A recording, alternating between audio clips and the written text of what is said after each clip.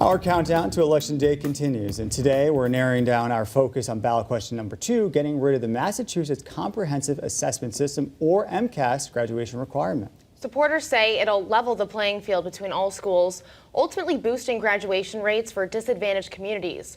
Interestingly, opponents say having the series of standardized tests has been keeping the playing field level. Western Mass News getting answers on the arguments coming from both sides of the aisle. A minimum standard helps protect Massachusetts from potentially dropping in the ranks. Ella Gardner graduated from Wellesley High School in May, which means she passed her MCAS exams in the last couple of years.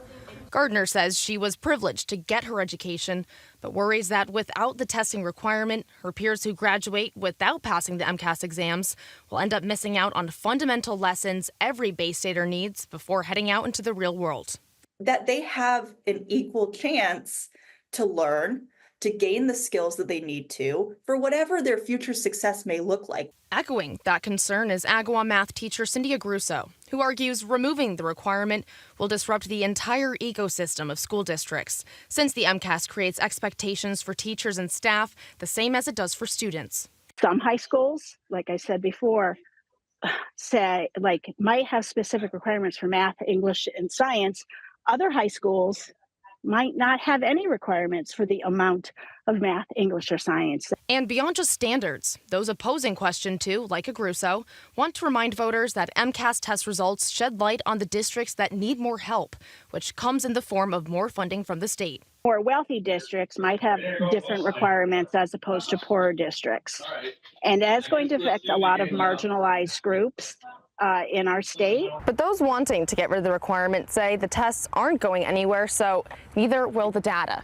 And take it a step further, supporters of question 2 argue the test results aren't really measuring anything significant. In the real world, we don't use that data. It's irrelevant, right? It's a snapshot in time, but we do use that data to deny a certain set of learners the opportunity to get a diploma. After teaching 5th grade for 25 years, Deb McCarthy wants voters, and parents especially, to think about how the MCAS shapes curriculum at every grade level. She says 43% of what is taught is based around the test, barring educators from individualizing lessons based on the student.